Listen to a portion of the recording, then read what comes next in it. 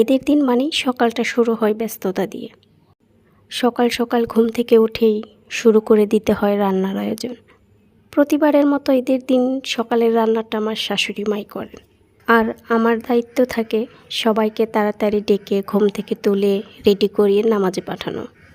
এইদিকে আমার আম্মুটার ঘুমই ভাঙছে না, প্রতিদিন সকালে উঠে আমাদের ডেকে তোলে। আজ 8টা বাজে প্রায়, এখনও ঘুম থেকে উঠছে না। এরপর বাকি সবাইকে ডেকে তুললাম এবং মিষ্টিমুখ করিয়ে এদের নামাজ পড়তে পাঠিয়ে দিলাম।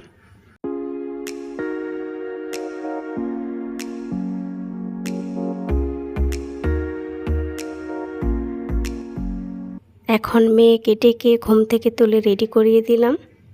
নতুন জামা পরার পর মেয়ে অনেক খুশি, সে সবাইকে নতুন জামা দেখাচ্ছে। আর সন্তানের এই আনন্দ দেখে আমার খুবই ভালো লাগছিল। আমার ছোটবেলার কথা মনে পড়ে যাচ্ছিল।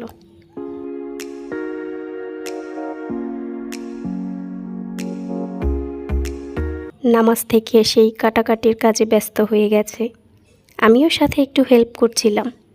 তারপর আত্মীয় প্রতিবেশী সবাইকে কোরবানির মাংস দিয়ে এখন নিজেদের জন্য মাংস রান্না হচ্ছে।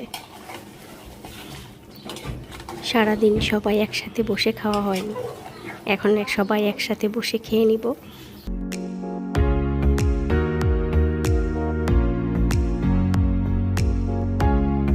তারপর সন্ধ্যায় আয়রার আরেকটা দাদু বাসায় বেড়াতে যাব। এখানে এসে বিড়াল পেয়ে সে অনেক খুশি।